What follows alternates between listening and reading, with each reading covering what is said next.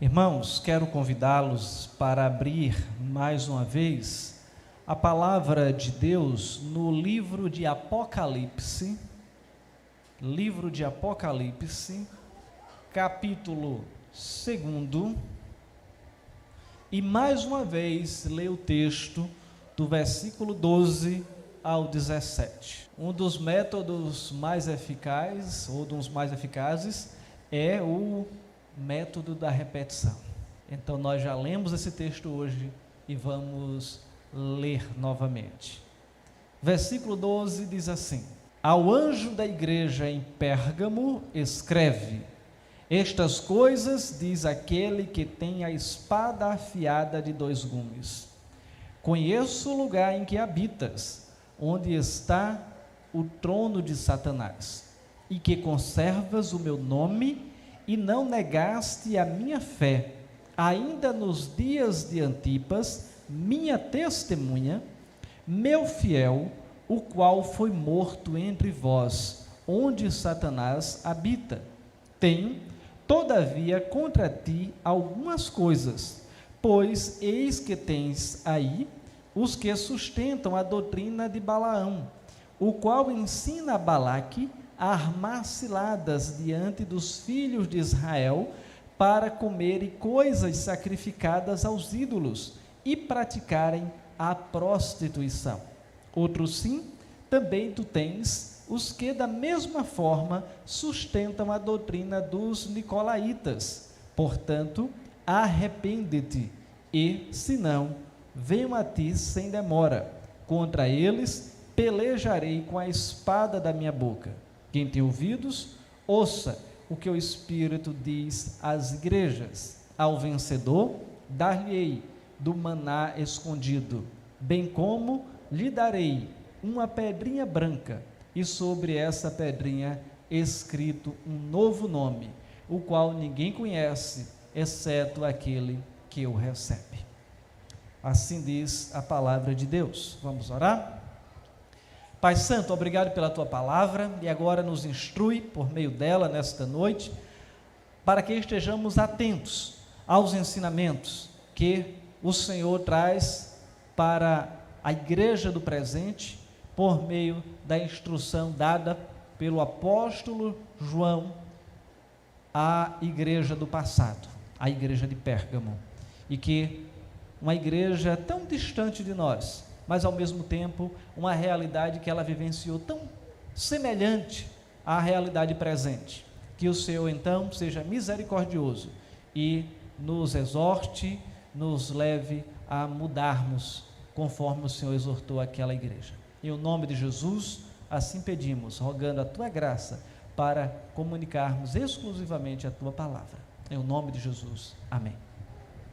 Irmãos, a igreja de Pérgamo, ela pode ser considerada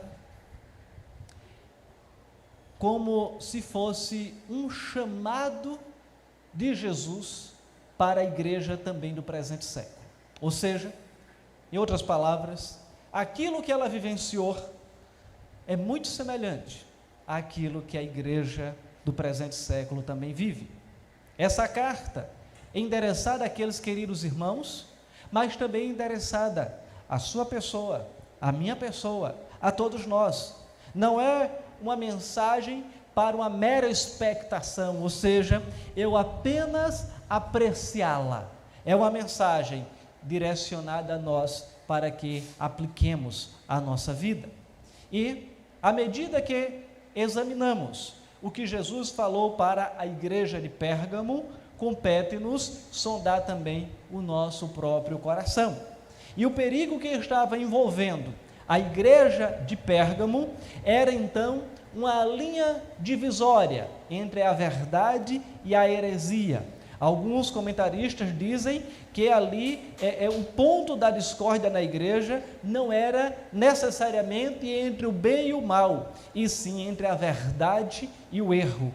E um outro escritor chamado George Led, citado pelo reverendo Hernandes, diz que o pecado dos Efésios, a primeira carta que nós apresentamos aqui, era uma intolerância rude, e o pecado da igreja de Pérgamo é a tolerância ao liberalismo. E como a igreja pode então permanecer na verdade sem se misturar com as heresias ou com o mundanismo? Como a igreja é capaz de enfrentar o martírio, como aconteceu naquela igreja, mas por outro lado, permanecer fiel diante das seduções do mundo? E se fôssemos dar um título ou um tema a esse sermão, seria Igreja e Mundo, uma combinação perigosa. Igreja e mundo, uma combinação perigosa. A palavra Pérgamo, quando olhamos para o sentido ou o significado literal dessa palavra, é nada mais, nada menos do que casado. E a igreja do Senhor, ela precisa lembrar que ela é a noiva de Cristo. Ela está comprometida com Cristo. Ela precisa se apresentar como uma esposa santa, pura e incontaminada. De forma que o livro de Apocalipse, ele então vai nos trazer todo um enredo com relação à noiva de Cristo e o seu Senhor, o próprio Cristo. De maneira, irmãos, que vamos olhar a partir do versículo 13 e vamos encontrar aqui Jesus dizendo para aquela igreja que conhece o lugar em que ela habita. E ele prossegue dizendo que é onde habita o trono de Satanás. Essa questão do trono de Satanás deixaremos um pouquinho mais para adiante, mas cabe observarmos algumas questões aqui de grande importância. E quais são essas questões de grande importância? Se o meu script voltar a abrir, eu falo para os irmãos. Deixa eu só fechar tudo aqui e reabrir, e a gente prossegue tranquilamente. Só um instante. Na hora mais imprópria, o script resolve fechar, mas ele já está abrindo.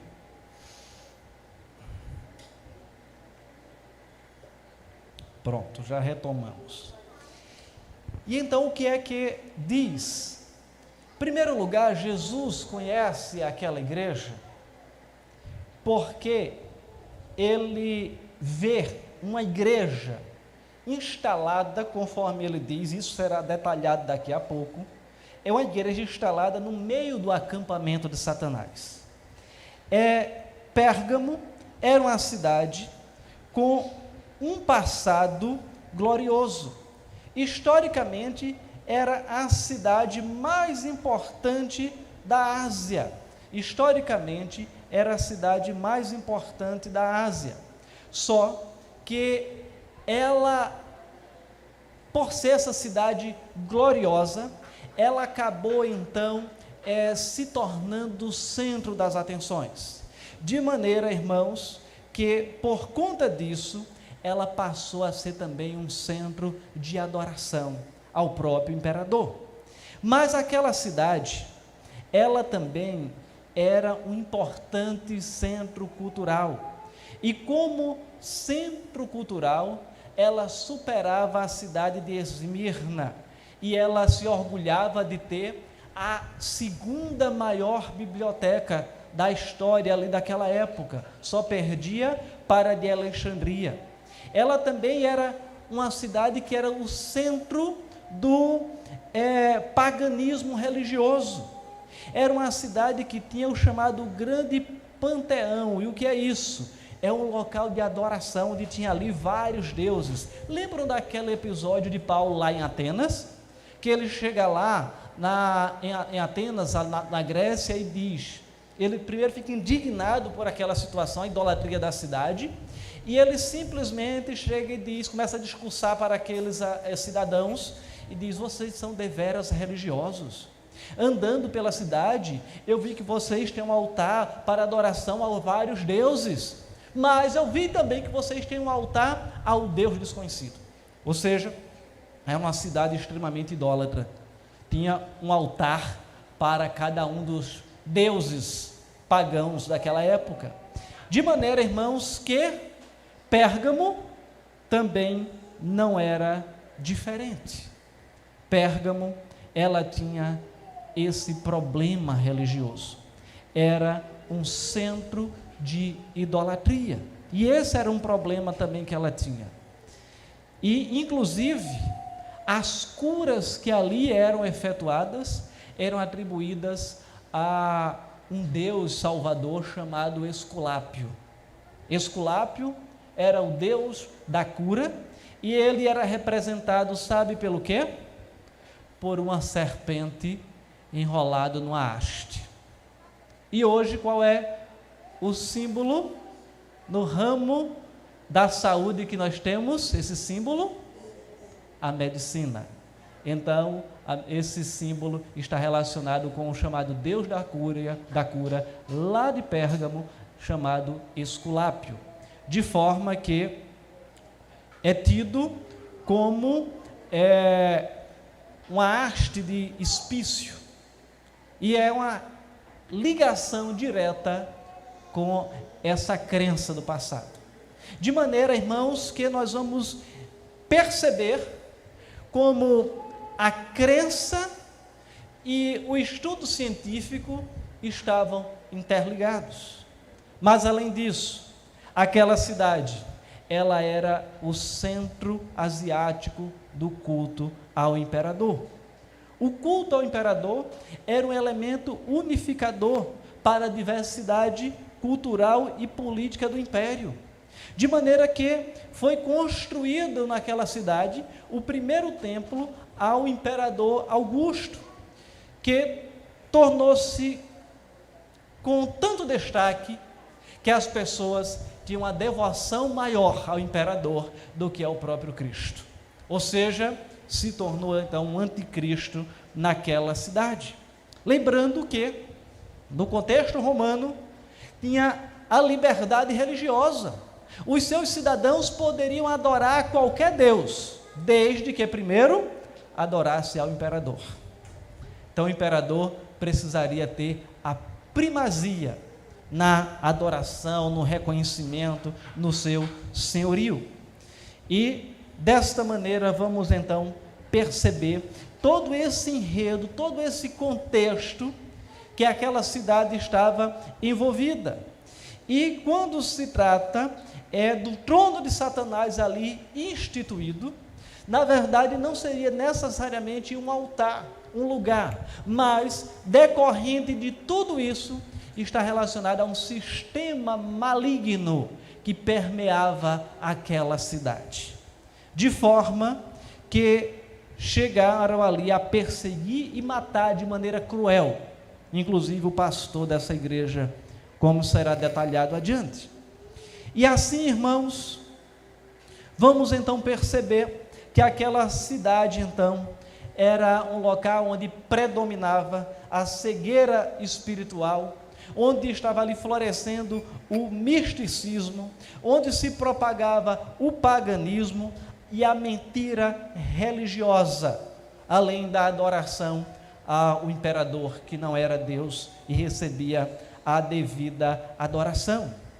Em Pérgamo, ali é onde havia então o panteão, conforme eu já disse, onde vários deuses eram adorados.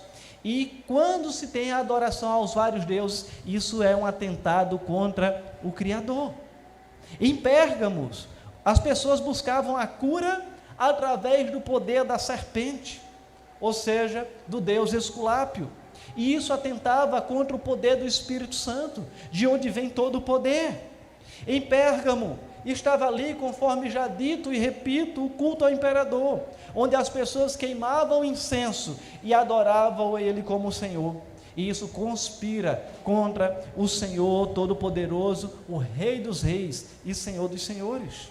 De maneira, irmãos, que tudo isto vai nos levar a entender que essa associação entre a igreja e o mundo, aquelas coisas que estavam acontecendo ali, essa contaminação, era uma combinação extremamente perigosa para aquela igreja.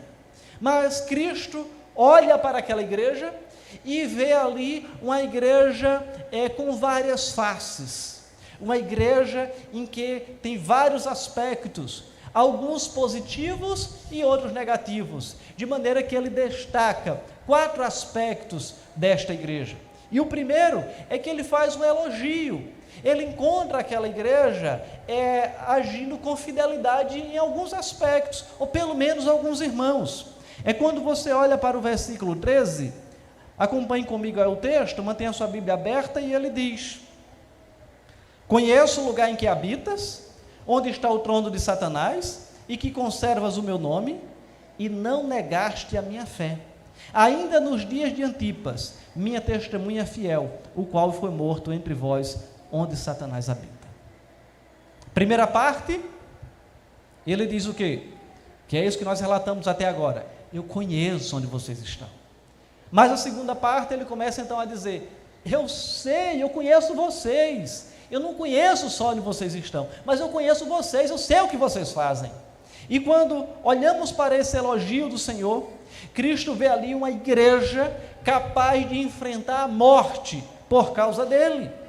Cristo conhece essa realidade, essa lealdade que a igreja a ele dedica, que apesar do poder do culto pagão, apesar do Deus Esculápio, da adoração ao imperador, os crentes da igreja, eles ainda, pelo menos alguns deles, professavam a fidelidade, mantinham a fidelidade ao Senhor. Eles estavam mantendo uma perspectiva teológica apropriada. A perseguição religiosa não os intimidou. A igreja, ela suportou provas extremas. E há um registro de que Antipas, pastor da igreja de Pérgamo, preste bem atenção no tipo de perseguição que aquela igreja sofreu, ele foi colocado dentro de um bezerro de bronze, e esse bezerro foi levado ao fogo, para ser queimado até ficar vermelho, morrendo ele sufocado e queimado. Ele resistiu pelo nome do Senhor, mas ele não negou. Ele morreu por causa da fidelidade ao Senhor. Enquanto eu li a respeito disso, eu comecei a imaginar: qual é a nossa reação quando tocamos na haste ou na borda de uma panela quente? Qual é a sensação? Horrível, né? Agora imagine você inserido dentro de um bezerro de bronze, e ele ali sendo queimado até ficar vermelho. Qual é a sensação de alguém que está dentro desse bezerro de bronze? Foi isso que o pastor Antipas daquela igreja sofreu por causa de Cristo Jesus. Mas ele não negou a sua fé. Em segundo lugar, Jesus olha para aquela igreja, vê, antes, em primeiro lugar, ele elogia, devido à fé de alguns irmãos, inclusive do pastor Antipas, mas ele, por outro lado, ele se entristece com aquela igreja. E é onde vem a crítica. Veja o versículo 14. Tenho, todavia, contra ti algumas coisas. E ele começa: pois que tens aí os que sustentam a doutrina de Balaão, o qual ensina a Balaque a armar ciladas diante dos filhos de Israel, para comerem coisas sacrificadas aos ídolos e a praticarem a prostituição. Ou seja, se Satanás não logrou êxito com relação à perseguição naquela igreja, mas ele usa a tática da sedução, e ela é mais sutil, sorrateira. Ela vai ingressando no ambiente da igreja, de uma maneira que muitos não percebem, que muitos vão cedendo aos poucos, e quando se apercebem, já estão enredados. Agora a proposta não é de perseguição, mas é da mistura. É simplesmente dizer, olhe, não, isso aqui, mas a gente pode aceitar dentro da igreja. Ah não, isso aqui, não vamos ser tão caretas, não vamos ser tão quadrados. E são coisas que vão ingressando no ambiente da igreja. E quando se percebe, o estrago já está feito. E olhando, irmãos, para aquela realidade, na igreja, haviam crentes que estavam se desviando da verdade, e Cristo então vê eles cedendo às pressões do mundo. E quando se olha para o engano de Balaão, foi quando ele simplesmente tinha recebido valores para poder profetizar contra o povo de Israel, mas ele não tinha como fazer isso. Mas ele depois aconselhou o seu contratante para dizer, eu não tenho como profetizar contra o povo de Israel, mas eu tenho como lhe dar a tática apropriada para que você possa sorrateiramente destruir o povo de Israel, porque o Deus dele vai se irar contra essa prática. E começou a envolver o povo de Israel com a idolatria, para eles adorarem a outros deuses, e com a prostituição, enviando prostitutas para que aquele povo, principalmente os homens de Israel, pudessem se contaminar. E sorrateiramente isso foi minando, isso foi infiltrando naquela nação, levando até o momento em que Deus iria se irar contra aquele povo, pois eles estavam fracos e vulneráveis por causa do pecado que sorrateiramente havia ingressado no meio daquela gente.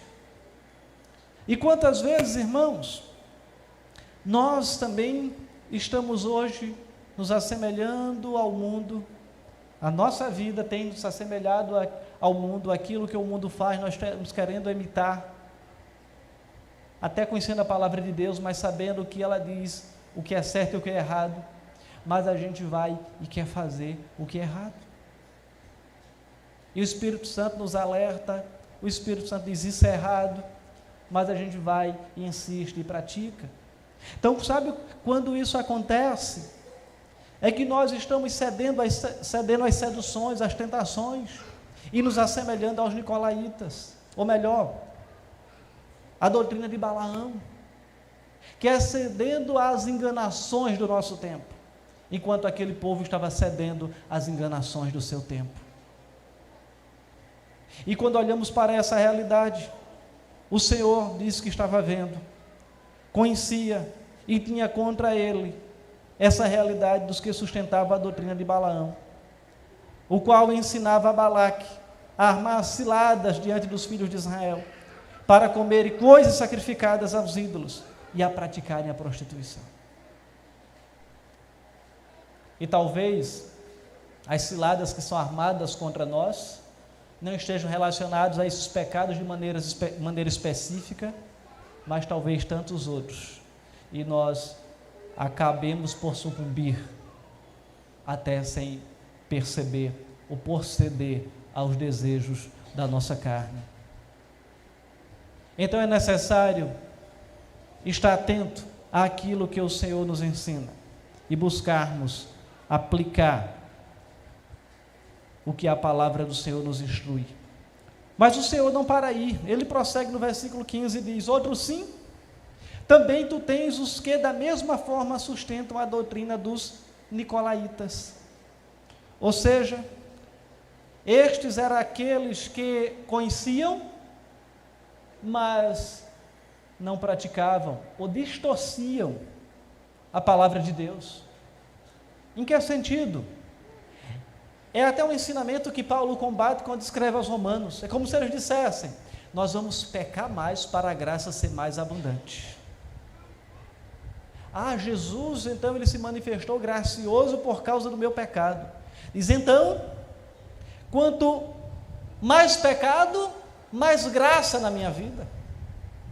Ou seja, era um povo que não estava dando a atenção adequada à santidade, que não estava adequando a sua vida ao que a palavra de Deus ensina.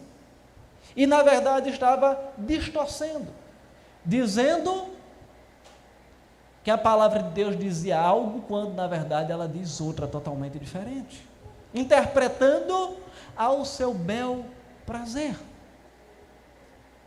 E é interessante, irmãos, como as pessoas distorcem a palavra de Deus.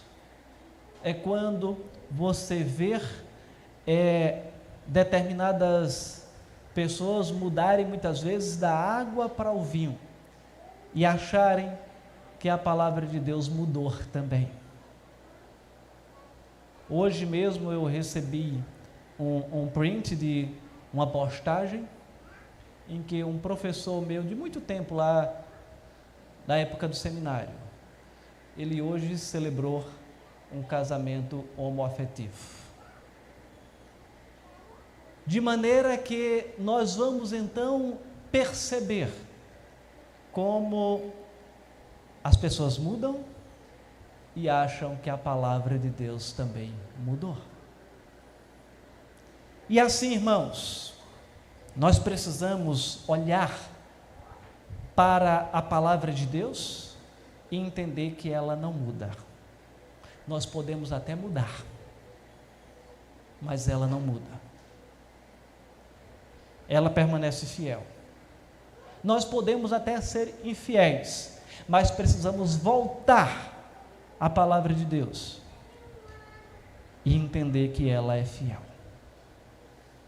Em terceiro lugar, o Senhor, além de trazer um elogio, além de trazer uma crítica para aquela igreja, traz uma exortação. Cristo sonda a igreja e julga os que se rendem ao pecado. Quando olhamos para o versículo 16, ele traz a exortação, quando afirma: portanto, arrepende-te e, se não, venho a ti sem demora, e contra eles pelejarei com a espada da minha boca. Ou seja, é uma exortação de julgamento. Jesus, ele exorta os faltosos a se arrependerem. A igreja então precisa extinguir, extirpar aquele pecado da tolerância ao erro. Porque é interessante observar, irmãos, que eu não pontuei, mas na igreja de Pérgamo existiam aqueles que se envolviam com esses pecados, praticamente dito, com a enganação de Balaão e com a doutrina dos nicolaítas, mas existiam aqueles outros que agiam, que deixavam de agir, que eram omissos diante da prática desses pecados na igreja. E esses também estavam pecando. E a igreja como um todo estava sendo disciplinada pela prática de alguns e pela omissão de outros. De forma que o pecado da tolerância ao erro doutrinário e a libertinagem moral, Jesus agora os exorta a se corrigir. Precisavam se arrepender do seu desvio doutrinário, do seu desvio de conduta, porque sem demora o juízo cairia sobre aqueles que haviam se desviado, que toda a igreja, ela poderia sofrer a disciplina, ela poderia ser envergonhada por isso. De maneira, irmãos, que a igreja é exortada a se arrepender-se da sua intolerância, ou melhor, da sua tolerância para com o erro. E também aqueles que tinham essa prática pecaminosa são exortados a se arrependessem, porque senão Jesus viria para sentenciar os impenitentes. Os impenitentes são justamente aqueles que não se arrependem. E a sentença deles seria nada mais, nada menos do que, no momento oportuno, extirpá-los deste mundo, mas também da sua presença em definitivo, que é o que ocorrerá na sua segunda vinda. E Jesus, ele virá na sua segunda vinda como juiz. Ele não veio na primeira vinda como redentor, como aquele que veio morrer por nós na cruz, mas agora ele vem como aquele que haverá de julgar todas as coisas. Ele vem em seu juízo. Antipas foi aquele que morreu pela fidelidade ao Senhor, mas por outro lado, existiam aqueles naquela igreja que não estavam sendo fiéis, estavam sendo tolerantes para com o pecado e estavam precisando de arrependimento. E se eles se arrependessem, em quarto e último lugar, vem a promessa. Se eles deixassem esse jogo perigoso, essa combinação perigosa desse flerte entre a igreja e o mundo, da igreja se adequar ao mundo, se eles se arrependessem dessas práticas, a promessa, ela se encontra no versículo 17, quando o texto diz assim: quem tem ouvidos, ouça o que o Espírito diz às igrejas. Ao vencedor, dar-lhe-ei do maná escondido, bem como lhe darei uma pedrinha branca, e sobre essa pedrinha escrito um novo nome, o qual ninguém conhece, exceto aquele que o recebe. Vamos perceber que Jesus diz que os vencedores comerão do maná escondido.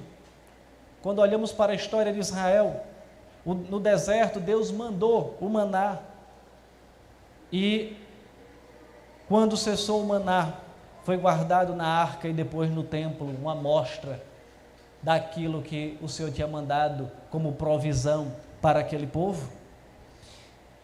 Mas, irmãos, o entendimento desse maná é justamente da manutenção permanente que teremos nos céus, é da providência do Senhor sobre a nossa vida, da providência de Deus nesta terra, mas muito mais lá quando estaremos para sempre com o Senhor, e é receber aquilo que o Senhor tem reservado para cada um de nós.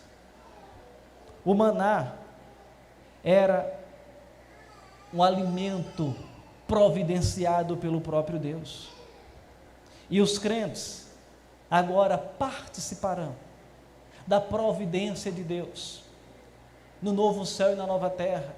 E isso é uma promessa que é feita para nós. E se comeremos o maná literalmente ou não, nós não sabemos, mas eu tenho a expectativa de saborear dessa comida deliciosa que o Senhor haverá de ter reservado pelo menos um pouquinho para cada um de nós, para experimentar um pouco daquilo que os nossos irmãos lá no deserto saborearam. Mas, irmãos, ainda olhamos para esse símbolo que o Senhor traz, que é da pedrinha branca. Isso aqui tem alguns significados.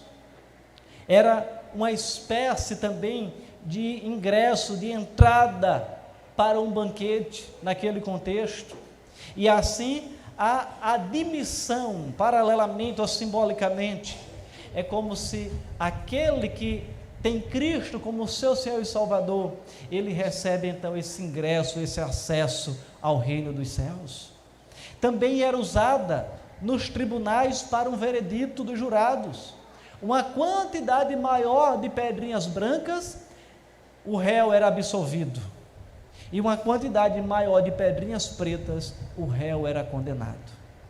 E pode ser invocado nesse contexto de que quando as pedrinhas brancas, ela está reservada para aqueles que creem no Senhor Jesus, para aqueles que creem nessa promessa que está reservada, é como se estivesse aqui também instituído a absolvição da condenação eterna. E assim sermos declarados justos e termos o nosso acesso garantido às bodas do Cordeiro. Ou seja, absolvição e ingresso à presença de Deus. E por fim, Jesus ainda diz que os vencedores receberão um novo nome. John Stott, comentando sobre isso, ele fala que esse novo nome poderia estar relacionado a sermos conhecidos pelo nome de Jesus. Ou seja, em Jesus, todos nós somos recebidos na glória celestial. Nós não somos recebidos no nosso próprio nome. O nosso ingresso não é por nós mesmos, mas o nosso ingresso é por aquele que morreu por nós na cruz do Calvário. Apesar do texto dizer que ninguém sabe, só aquele que vai receber é que sabe.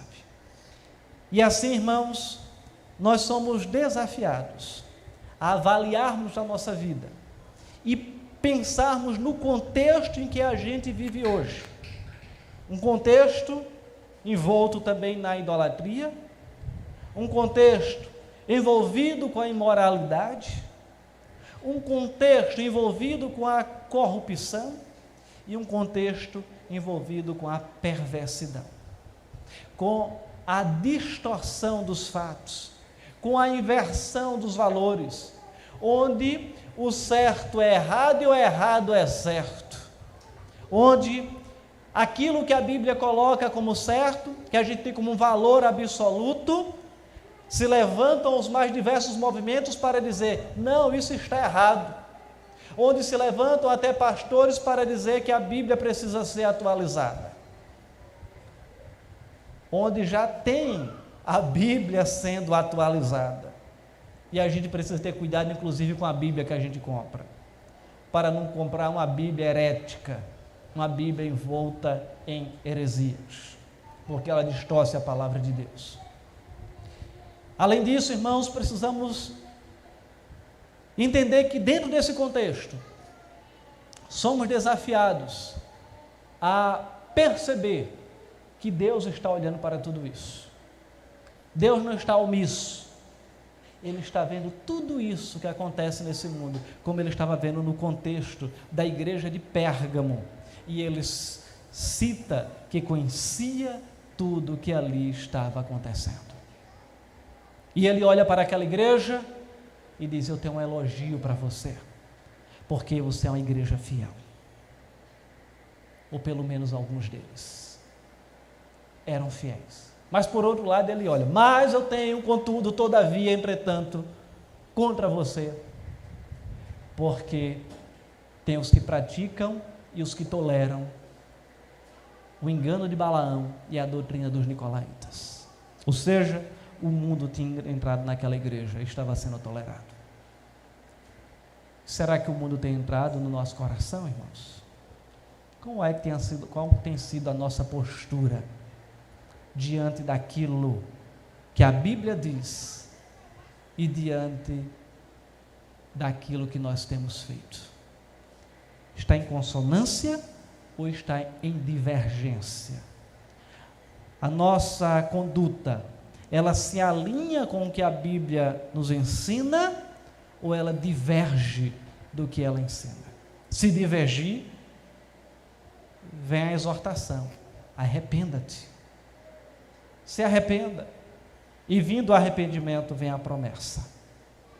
Quem tem ouvidos, ouça o que o Espírito diz às igrejas. Ao vencedor, dar-lhe-ei do maná escondido, bem como lhe darei uma pedrinha branca, e sobre essa pedra é escrito um nome novo, o qual ninguém conhece, exceto aquele que o recebe. Olhando para as cartas anteriores, o versículo 7º do capítulo 2 também diz, quem tem ouvidos, ouça o que o Espírito diz às igrejas. Ao vencedor, dar-lhe-ei que se alimente da árvore da vida, que se encontra no paraíso de Deus. E olhando para o versículo Cadê o outro aqui? Foi o 7º e o 11. Quem tem ouvidos, ouça o que o Espírito diz às igrejas. O vencedor de nenhum modo sofrerá o dano da segunda morte. Que nós sejamos vencedores em Cristo Jesus, porque a palavra do Senhor também nos diz que nele somos mais do que vencedores. Que o Senhor nos abençoe e nos faça fiéis e recebamos o elogio que aquela igreja recebeu, sendo fiéis até mesmo, se necessário for, passar pela morte. Cantemos ao Senhor.